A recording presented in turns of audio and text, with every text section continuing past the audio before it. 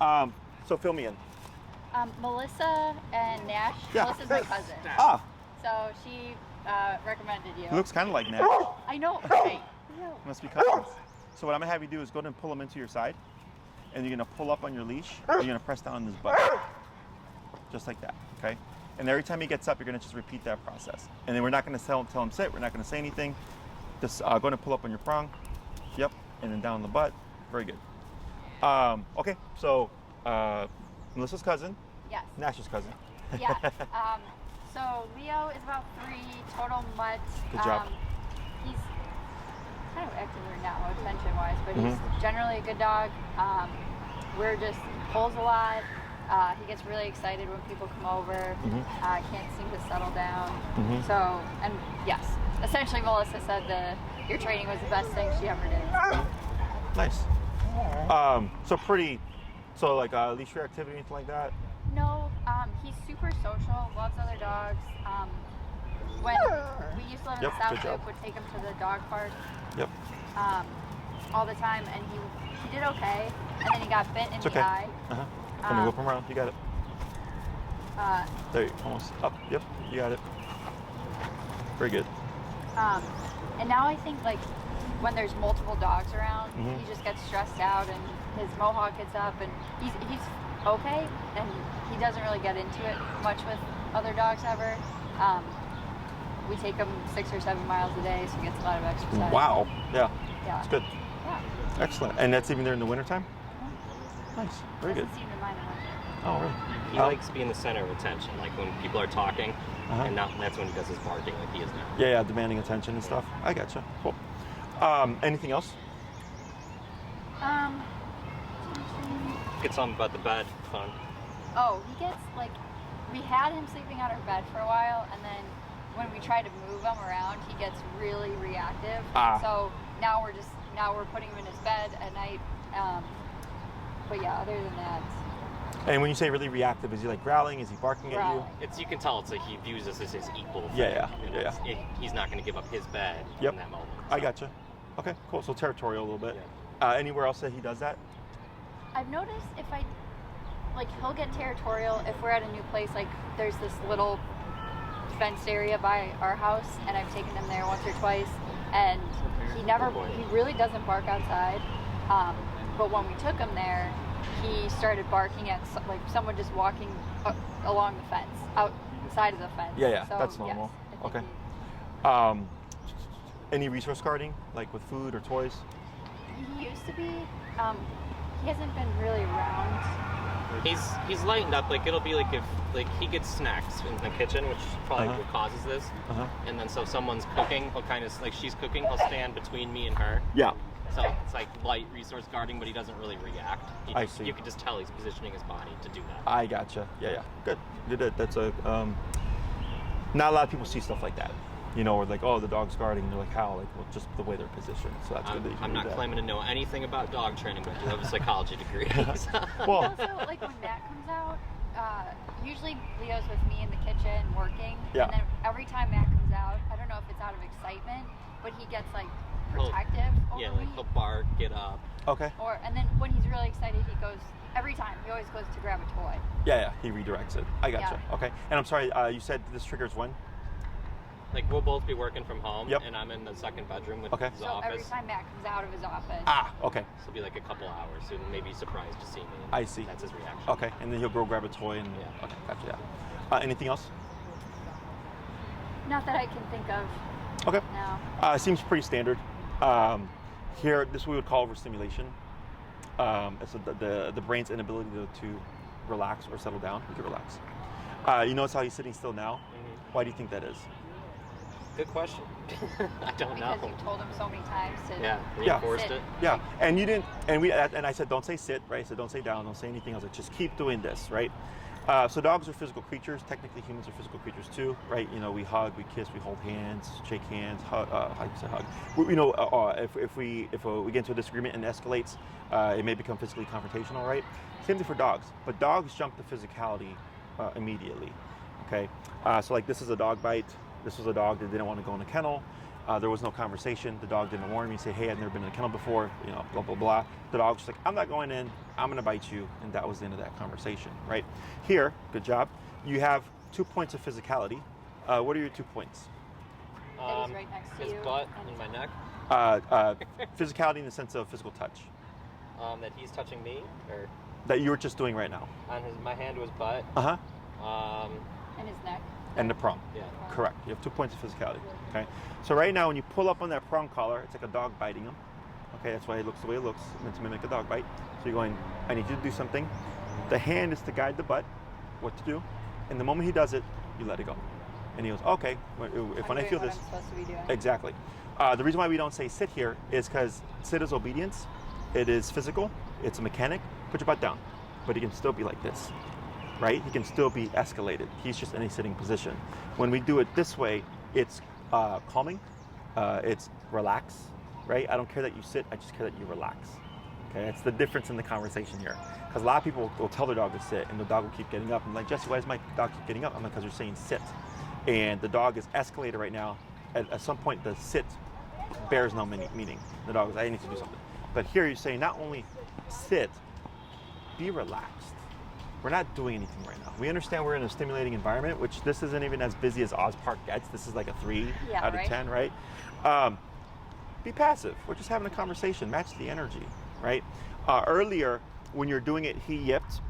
He spowed around. You did a good job. You just kept with it. He jumped up, hey, and then you pushed him through it. And that's actually the turning point when he starts to relax more. Did you notice that? Okay. Yeah. Yeah. I've been reading dogs for 12 years, so like I'm really good at this. Yeah, so what happens is you're asserting yourself and saying you're not gonna do this right now, right? But he's not used to you asserting yourself, so we get frustration, right? So that vocalization wasn't pain, it's I wanna do something. And then the jumping on you was like, hey, come on, I wanna do something. And you're like, no, this is what we're doing right now, up, right?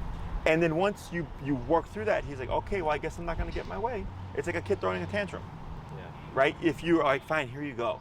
Now the kid has just learned, if I throw a tantrum, I will get what I want, right? Me growing up, if I threw a tantrum, it was, I want to take you in the car and get spanked. I'm like, okay, no more tantrum, we're good, okay? So same thing for your dog. Is that making sense? Yeah, definitely. So we don't need to be mean, we don't need to be loud, we don't need to be overly aggressive. We need just to be assertive and direct and consistent, okay? All of that is what's gonna start to change things, okay? Now this is just with the tool that you have. Prong collar is a great tool. The issue with prong collar is that once you remove the leash, the dog now knows you don't have that control anymore. We have the e-collar. Melissa told me to. Excellent, yeah. Tomorrow. So, with the prong collar, it's a great tool. Requires a little bit more technical skill. With the remote collar, it's the same concept. Pressure on when we need the dog to do something. Pressure off once they comply. It's the way the pressure is being applied that changes. Okay. So the e-collar, as you know, is a muscle stimulator. So when the dog, when they feel it, they're like, okay, I need to do something. And when they give me what I'm looking for, it would disappear. So it's my way of biting them at the press of a button, as well as being able to bite them off leash. Does that make sense? Question on any of that stuff? No, it makes sense. No. So with the behaviors that you're dealing with, overstimulation typically comes from a lack of structure, and structure that the dog understands. Okay, so our form of structure is typically like, put the dog in timeout, put them in a cage, ignore them. I walk my dog 3 times a day. That's usually structure that a human thinks of. Whereas structure for a dog is, if I do this, will there be consequence? And will there be physical consequence? Does that make sense? Yep. So once we start to apply regular physical consequence that he understands and respects and adheres to, things start to change. So like that dog you just saw me training with right now, very leash reactive. So when he first started, this guy came with a Newfoundland. Newfoundland became reactive. They became reactive, like a foot away from each other. And then by the end of class, he was good. His reactivity went from to just huffing his cheeks.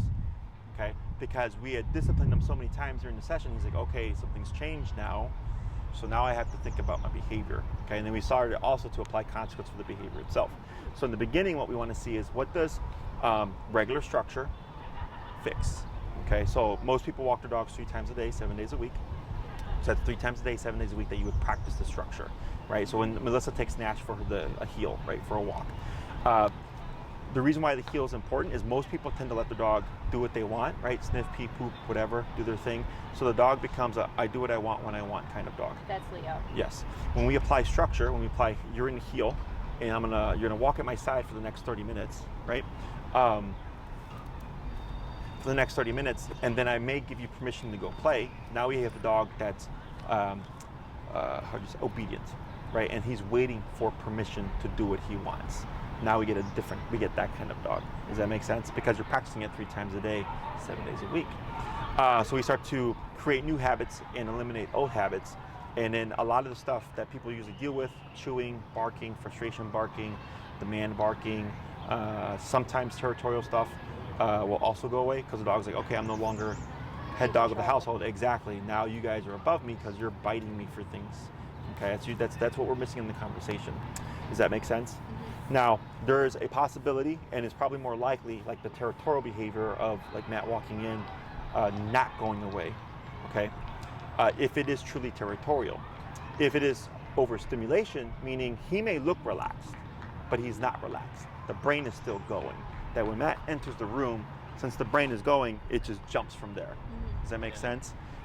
If the dog is in a passive state and is not territorial, Matt would walk in, he's like, oh, hey, Dad, and then he's fine. Does that make sense? Because when the dog is passive, they have to build from 0. But if a dog is overstimulated, they're already at a 5 to 6. The brain is already in that mindset, and it's easily going to jump to the next thing. If it is truly territorial behavior, which is instinctual, even if he's passive, when Matt enters the room, this is not a planned thing. It's reactive. He's reacting to the moment.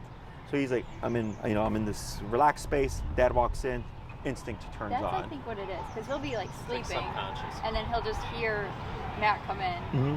and then you could see him realize, oh, it's my dad. It's you, yeah, sure. So that we'll see what happens. So the way this usually plays out is we have the first class, right? Like this couple just did. I give them the baseline structure, and I'll tell them rinse and repeat for the next week. Rinse and repeat for the next week, 3 times a day, 7 days, right? They come back the following week, and I go, what did you notice? And a lot of people are like, my dog was a lot calmer this week. You know, Matt walked into the room 20 times this week, and he only blew up 2 times. Right? I go, okay, cool. We're seeing this dramatic just dip in behaviors that we have problems with, because now we have formal structure in the dog's head. And then it's just a matter of keeping that structure. So I'm not a fan of the word training with dog training, because it implies at some point everything is done, right? So as a human, you could have a job, they could send you off for training, you would learn that skill, and you would come back and proactively apply that skill for your job, right? Dogs don't do that. He doesn't think, oh, now that I have structure and discipline, this and that, I'm going to just be a good dog now, right? He's doing it in response to the structure that you're giving him. He is reacting to the structure, right? So once the dog is trained, it's not that you stop everything. And you can go and bring him back this way. Yeah, this way? Yep. Hold right there. Just like that. And what I'm going to have you do is if he starts to slide back, you're going to anchor yourself, and he accommodates you. You don't accommodate him. Got it. Okay? We have, and that's why the heel is so powerful, because again, you just, after the training, you would continue to walk your dog at least 3 times a day. And not that you could do less, you absolutely can, but once your dog has a skill, you're still practicing and applying it, and that's what keeps it in his head. Okay, it's not like, okay, the dog is bad, go ahead and put the thing on. It's, we have this recurring structure that ideally keeps the dog in line. Okay, so as humans, we're aware. We know that there are laws. We know that there are judges, prisons, cops, jails, tickets, fees, fines, all that stuff, right? That's what keeps society in check. For the dog, it's the same thing, but he's not ever going to become self-aware in the sense where he's like, oh, there's all this structure, I'm going to be a good citizen. Forever, right? Exactly. He's the tools and the training. Exactly. Every time that you walk him, he's like, okay, rules are still in play. And then let's say one day you decide, you know what, we're not going to do this anymore. We're not going to reinforce the training anymore. He's now going to learn the new structure, and he's going to go, hey, there are no more rules anymore. And he's going to start to regress back to the dog that he was before. Okay? So the training is not like forever. If you follow the instructions and you follow through as I tell you, your application of the collar should become less and less and less and less. Then it becomes this thing that is there just in case life happens, right? You could turn the corner and like, surprise, there's a dog, right? You could be outside with him off leash and some kid decides to blow up a firework in the middle of like June. Yeah, the other thing I didn't tell you was a week or 2 ago, he saw a goose and we were by the lake and he went pretty much onto the Lakeshore Drive exit. So then I was like, oh my God. So prey drive, sure. Yeah. stuff like that happens, you Yeah. know? Like I've been walking and a squirrel just runs a foot in front of me, right? And my dog's like, whoa. I'm like, nope, not today. Because it's so abrupt, it's so sudden. So you can't plan for life. So with the remote collar, ideally, if you follow the instructions as you're supposed to, the application becomes far less, and it's really just there in case something happens. If he's a good dog inside the house, we don't need it.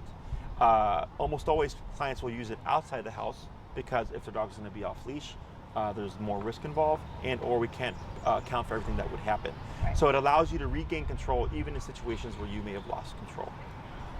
One question. So yeah, we do take him several miles a day.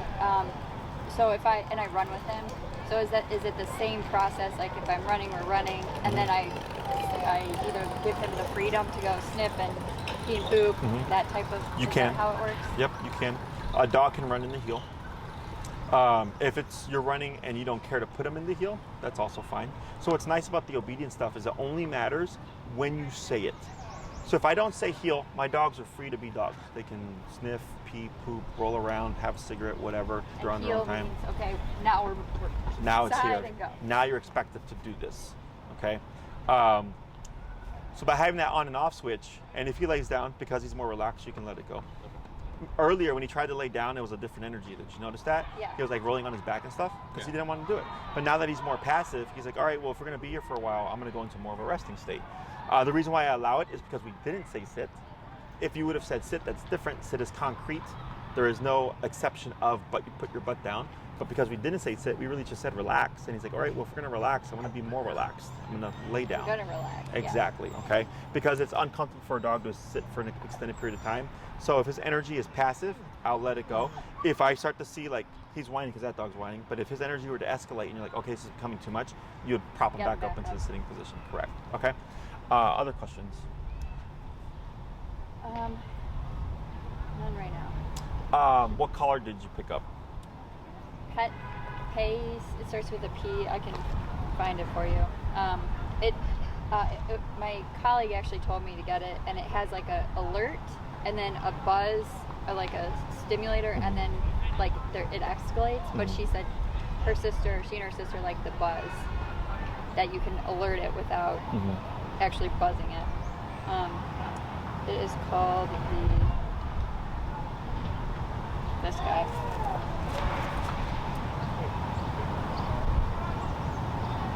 Is that one okay?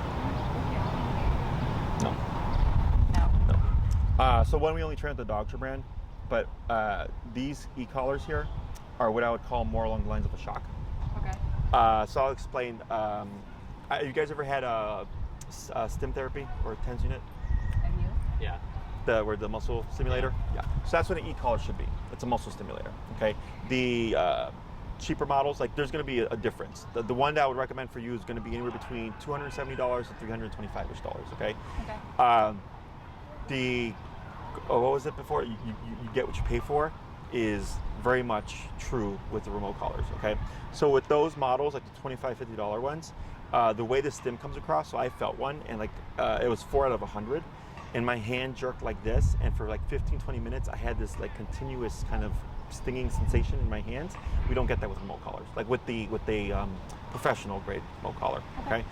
Those also crap out like every few months. I've had clients that went like before training, they're like, oh, this is my 4th one, and they spent like $100, $125. I'm like, you could have just bought this one and it'll last you 10 years. Okay. So I've had mine for 10 years before I finally had to replace them. Okay. So they're an investment, but as long as you take care of it, you're going to have it for years. It's a fully waterproof system. So if he goes in the water, if you go in the water and you have the remote and everything, as long as the charging port is closed and sealed off with the tab, you're perfectly fine. Okay. And this is the one Nash is on as well. It's going to be the Dogtra. How much does he weigh? 65 pounds. 65. I'm going to give you 2 options, and then Maria will send these to you as well. Dogtra. Dogtra is the brand. He's either going to be on the 2300 or the Black Edition. Okay. I recommend the Black Edition just because it's the best collar. It runs around $325-ish with tax. The 2300 is about $275-ish with tax. We'll just go Black Edition straight. Yeah. Yeah, it's straight the best. It's 1 mile range, both for the receiver. Okay. Wow. So in the city of Chicago, you're not going to get a one mile because of the buildings and stuff. But if you're out like, in a cabin or the woods or whatever, it's meant for hunting dogs. So that's why the range is so far. Okay. But yeah, they last for years. It does come with a 1-year warranty. So if anything happens within the 1 year, you would send it in, they'd repair it for you, send it back. If it happens after the 1 year, you would call them up. They would give you a quote for however much it is to fix. If the most common thing is the batteries give, because it's a rechargeable lithium battery. They run like 25, 30-ish bucks. You can even buy it online and just replace it yourself. It's pretty intuitive. But the system works. You just sometimes yes, you just need to replace the battery. Yeah, we'll do that for sure. Okay. Other questions? What about like when people come over? How should Especially we handle that? my parents and his parents. Sometimes they'll calm down, but he's just wants attention, jumps up, barks nonstop. Yeah. So we have an exercise that we do. There's 2 approaches to it, technically speaking. There's the obedience approach and then the behavioral approach. The obedience approach is we send him to his dog bed. He can't move for whatever period of time. But it's more of physical control. So he could still be like hyped up and like super excited on the bed. He just can't go anywhere. Okay. So it's contained. The behavioral approach is when he's jumping and stuff, the jumping isn't the problem, it's the excitement. Right? It's, grandma and grandpa here. Exactly, it's the outlet. So we need to address the excitement because people typically want to address the jumping and stuff, which is true, but you want to address the root. So once the dog learns or you're able to pacify him or put him into a passive state from escalation, jumping then goes away, okay? Now, if you put him in a passive state and your grandparents are like, oh my God, hey, right? And they add excitement back, well now it's just gonna reset him, right. Which is all stuff that we would review, but we also do cover that, okay? So there are different options. We have 3, 6, 9, and 12-week programs. I would put you at a minimum of at least 6, and I'll explain what we can cover, and then you can kind of make a choice, okay? With 6 classes, this is like probably the most common one. We always cover heel. That has to happen. That's what teaches the dog how to walk on the leash. It teaches you how to use the collar. Again, 3 times a day, 7 days a week you're practicing. It's usually 2 classes to teach the heel, okay? 3rd class can be people coming over. 4th class, I'd most likely cover recall, if not on the 3rd class, because recall is super important. You want to be able to return your dog if he's off leash. The 4th class could be, or 5th class could be stationary control, go to your bed and don't move. 6th class, we could treat as a variable, right? So if there's something that you want to review again, we could use that class for that. If there's something new you want to teach them, like how to lay down or whatever, we could also cover that, okay? Once I've taught you how to do it, it's literally just rinse and repeat until the dog's like, okay, cool, my dog knows the skill now, okay? As long as you're actively applying these things, which is what makes this functional, is that it's not like you're training in a closed off room for 15 minutes a day, 3 times a day. It's like you're outside in the real world, you're training, okay? And that's why it's reliable. If you want more than that, we have the 9 and 12 class programs. The 9 class program, I would be able to help you teach the skills that he already has and build it to a higher level, like off-leash level. 12-week is when we want all the commands, sit, stay, down, come, place, heel, 6 commands, and we build them to an off-leash level. Okay, so that's when people want a fully off-leash controlled dog. Okay, most people fall within the 6 to 9 classes. Yeah. Melissa did 6 with Nash, I remember. Okay. Yeah, I think start with 6 for sure. And you can always add more later. Just a heads up to you, we don't prorate programs. So if you did 6 and then added 3 later, you would pay the cost of 3. Okay. The reason is you have to rebook all over again because it's considered a new program. If you do 9 and you're like, hey, we want just for 9 weeks, it's cheaper per class. Some clients will do a 9, do like the first 6 classes, take a break, and then come back the following year, or they'll come back a couple months later to push. Because so if you're wanting more off-leash control, right? If you do a 9 or 12-week program, at some point I may tell you, okay, I suggest now taking a break and practicing, because now you need time to develop all these skills. And then once you hit a plateau, you come back for like class 8. Okay. We have. Scaffolding learning. I'm sorry? I said scaffolding learning. Isn't that in psychology? Scaffolding learning? You have to build like a scaffolding to get higher now. Oh, that's interesting. They're reinforcement. You know? Sure, yeah. Well, that's what we do. With the dog. Yeah, because you need time to make mistakes, teach the skill. Once you hit like, okay, this is as far as we think we can go, we need help here. I come back, I build, take you to the next step of the scaffold. Exactly. Yeah. Okay. Yeah. And you know and you don't have to. Some clients are like, I want to do week to week to week to week. We go, fine. But if other clients are like, we want to make sure we get our dog to this level, then they'll do that approach. I think we'll probably end up with a 9. Just yeah, and you can talk it over. The, Make a decision. And if you did did 6 and you at 5, you're like, hey Jesse, this is great. Can we like just pocket that last one? I go, absolutely. they don't go anywhere. The classes, if you're in the contract, you'll read that they expire. That happens when clients just fall off the map. Like we get clients that are just like, they're not responding, they're difficult to get a hold of and all that stuff. We're like, okay, we're putting a lot of time into you, you're clearly not interested, whatever, right? But as long as you let us know, hey guys, we're gonna save it, not a big deal. We've even had clients that, like for instance, I had a client who she had 9, she used like 7 of her classes, she had 2 left over. Everything's been great the past couple of years, and she's a regular boarding client. So then I was like, well, if you're not gonna use them, just convert them to boarding credit, and then you can just apply it on your next invoice or whatever. And then that's what she did. Because I don't like when people have things there, you know? So I'll give them the option of being able to apply it to a service, and then sometimes they do it, and sometimes they're just like, no, I'm gonna keep this, you know, because in 5 years if something happens, I know I have it. I'm sure. Yeah. Okay. Other questions?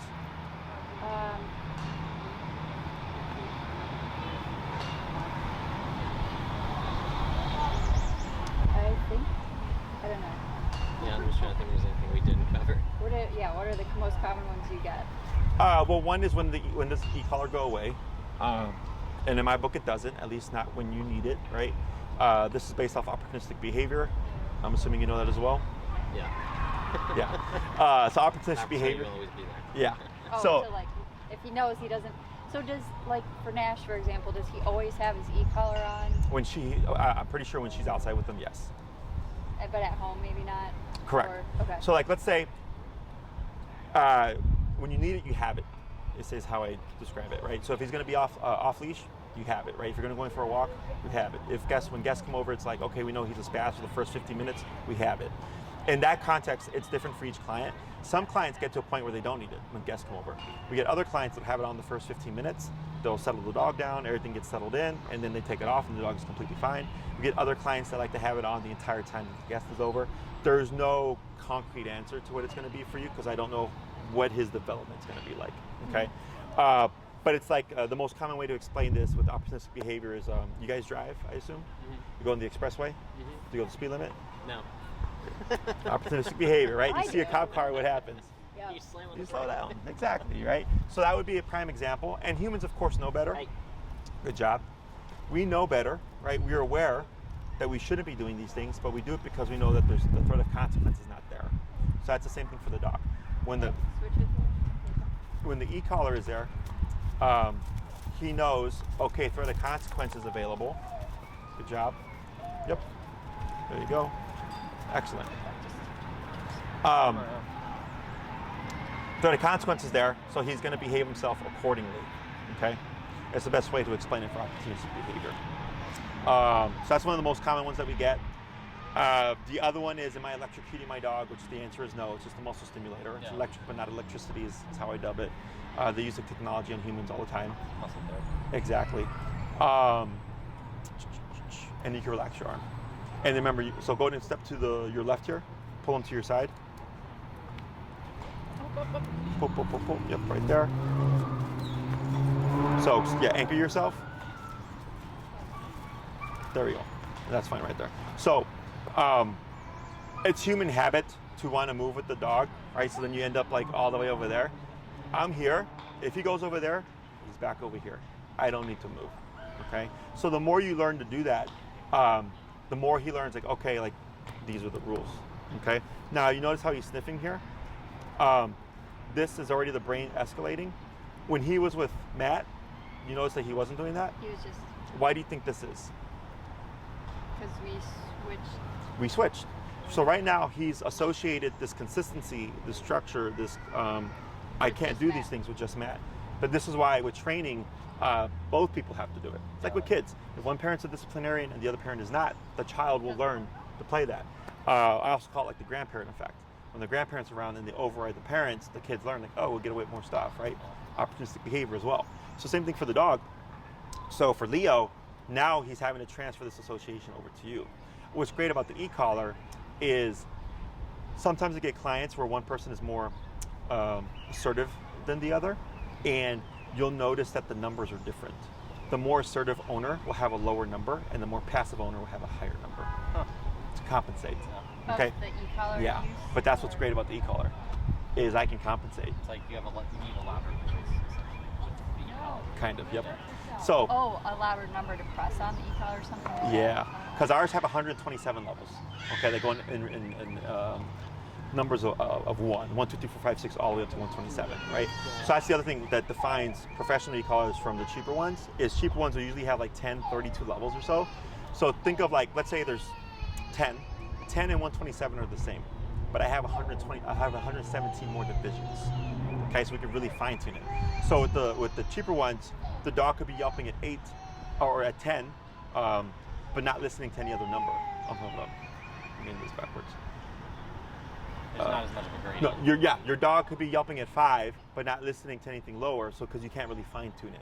With the professional grade e-collar, 40, 50, 45, 44, 46, I can fine tune it to the specific moment, to the specific dog's temperament, personality type, all that stuff. Okay? But yeah, so.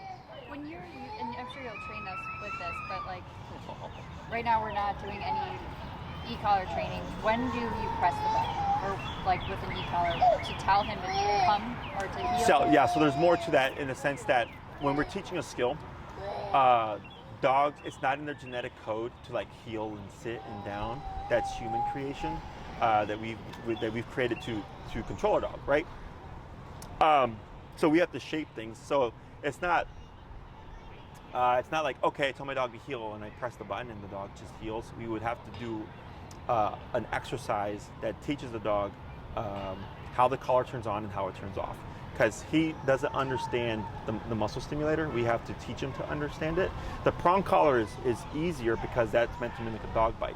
That's natural to him, right? So when you pull up and you're biting him, so to speak, he's like, okay, I need to be doing something.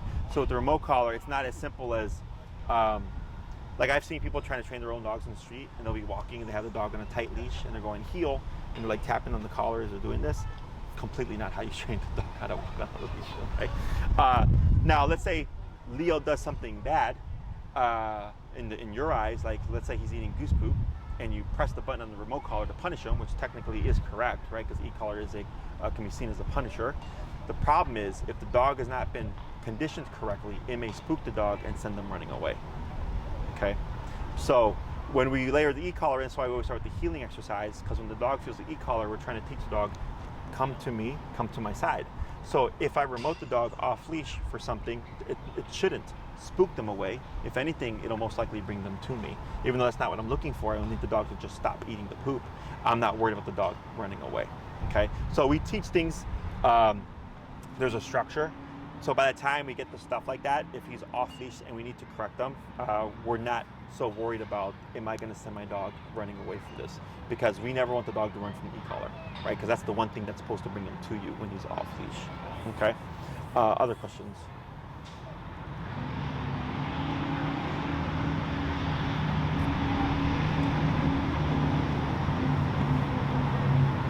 Would we use the prong after this? You may not have to, no. I think with Nash, the first class was on the prong collar with the e-collar because we needed more leverage. But then now I think they're just purely e-collar. Every case is different.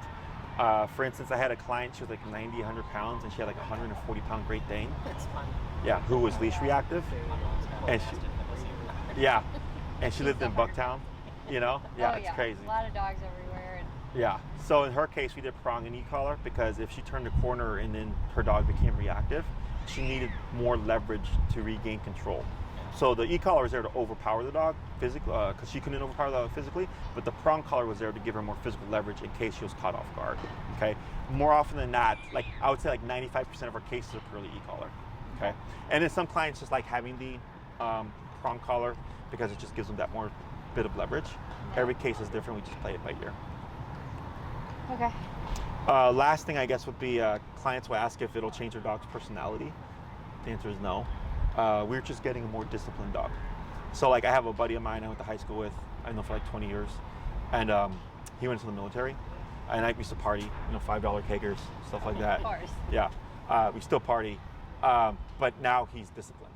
You know, that military discipline that he got, he's applied it to his life, and like, you know, when there's stuff going on in the house, he's getting that addressed, his kids are structured, he's just carried that, but he's still the guy that likes to have a good time. Does that make sense? Yeah, so it doesn't change personality, it just gives the dog discipline and obedience and gives you a responsive dog while still keeping their personality. In the beginning, you may see what looks like mopiness or depression, as people would describe it. It's not. It's what we dub as happy is actually excitement. Okay, so when a dog's excited, we read that as happy.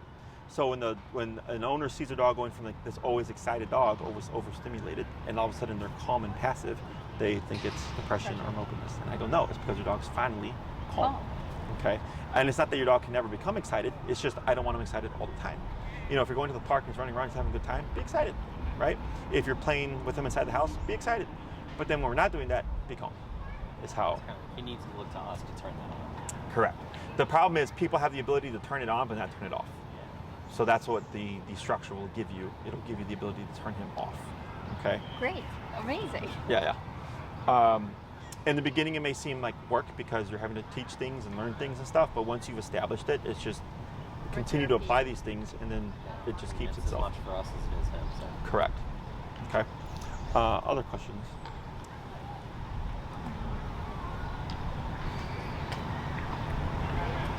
Are there things not like at home that we shouldn't be doing? Like Matt wrestles with him, plays with him, we play catch. I know the bed is usually it's a big no-no. We always let him do that. So the reason why I don't care about that stuff, I mean, I care when there's no structure in play, right? So like when I mentioned just a moment ago, people can turn it on, but they can't turn it off, right? Or the dog will turn it on, and the owner can't turn him off and or goes with it. So if the dog's barking at you, hey, play with me, and you're like, okay, bud, let's play. Now the dog's just learned, I can tell you what to do, right? And now that creates a habit, creates a behavior. Because you'd be going into training and training with consequence, right? Now it balances everything, because now we have both. So I'm not opposed to wrestling with your dog. I'm not opposed to playing fetch in the house or whatever, if that's what you want to do. I'm opposed to doing that stuff without discipline in the dog's life. So like I had a guy who had like a yellow lab, crazy ball drive, and he would take him to the park, play ball with him for an hour, and this was in Texas. Come home, put the ball in the cabinet, and the dog would be jumping and barking at the cabinet. So then he'd grab the ball and he'd play fetch down the hallway in the house, right? Then he put the ball away, the dog would go back to the cabinet, jump and bark, right? So he's like, Jesse, he's like, I can't. Do you want him eating? Yeah. Not really. There you go. So pull. So anchor yourself, just like that, and then relax. He's like, Jesse, like, I can't do this, right? I go, right. So we did. There you go. Yep, anchor. Good job. Pull. It's okay. There you go. Nope. Almost. Yep. Pull. You got it. Pull. Right there. Whoa. Relax. You're okay. Take a step back. Hold. Here, let me take a.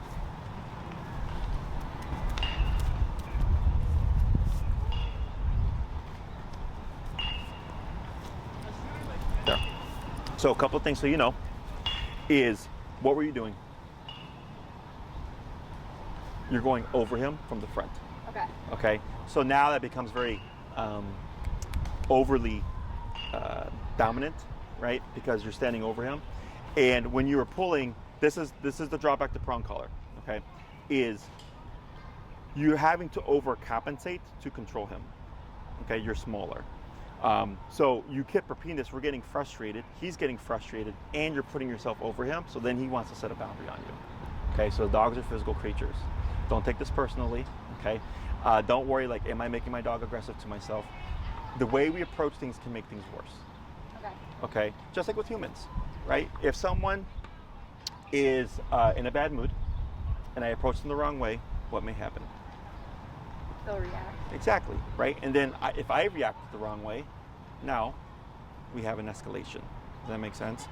So here, you're trying to pull him. He kept whipping away from you. You can't tell me what to do, right? You're trying to assert yourself. And in the way you're positioning yourself, you're directly over him. And he's going, okay, this is becoming too much. I need to set a boundary. Here it is. Okay? So then I go, all right, take a step back. I'm going to control him. And then I didn't put myself over him. I just whipped him around and then pulled him right here. Okay? So with remote collar, the other pro to it is that it's less confrontational, because the dog does not understand. Like this is confrontational in the sense that he knows it's me pulling the leash. Okay, with the remote collar, he doesn't know who's pressing the button. Does that make sense? Yep. So like, or like, let's say I come into a situation, he decides to be defensive, and I hit him on the remote collar. He doesn't know it's coming from me. Now, there's pros and cons to this. The pro to this is because it is coming from me, is he'll respect me more because it's personal. The con and pro to e-collar is that it's not personal, but that's also a con. Does that make sense? Makes it delays kind of the association of respect to us. Exactly. So it's like a third party thing, right? That's why if the dog doesn't have the collar on, it's the cop on the collar effect, remember? So same thing here. Is that making sense? Yep. So this is good that we saw that, because now we know, okay, this guy has limitations. When you're trying to bring them to your side, what have you, what I would do is make it a step easier and go, okay, I'm not going to care too much that you're here, but I'm just going to care that you're relaxed and sitting right there. Does that make sense? Instead of pushing for the 100, I'm going to just push to the 80, because it's technically giving what I'm looking for without creating that last little bit that may push the confrontation. Does that make sense? You okay? Yeah. There you go. So, questions?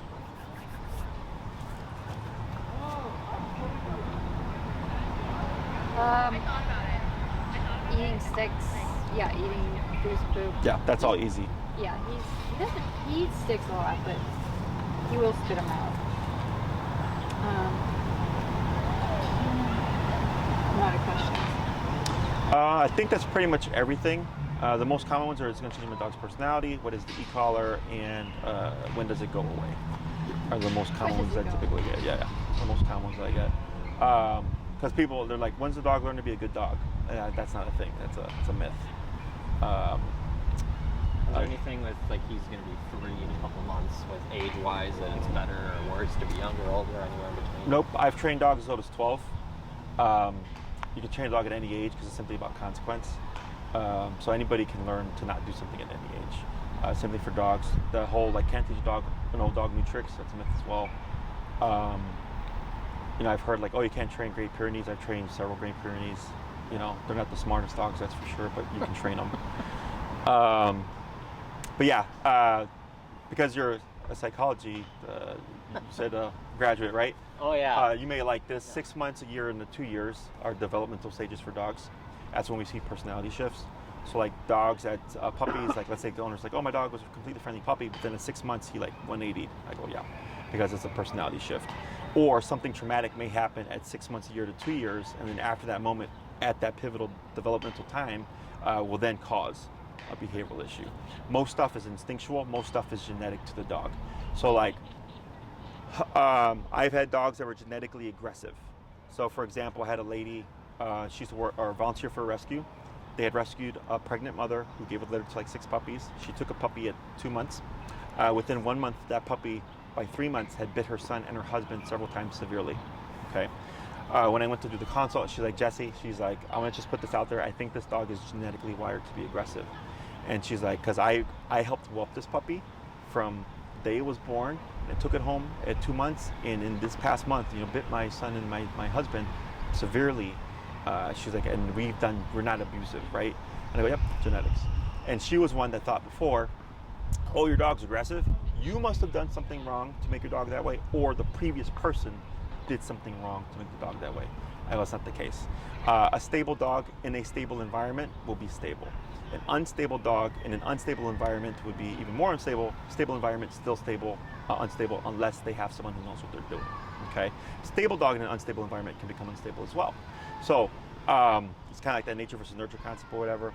Yeah. But yeah, dogs can be genetically wired for these things. So like the territorial behavior, that's instinctual.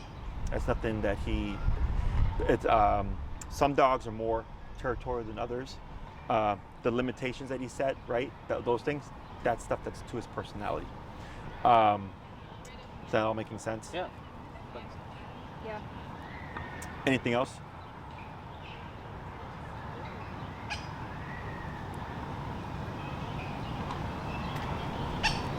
Nope.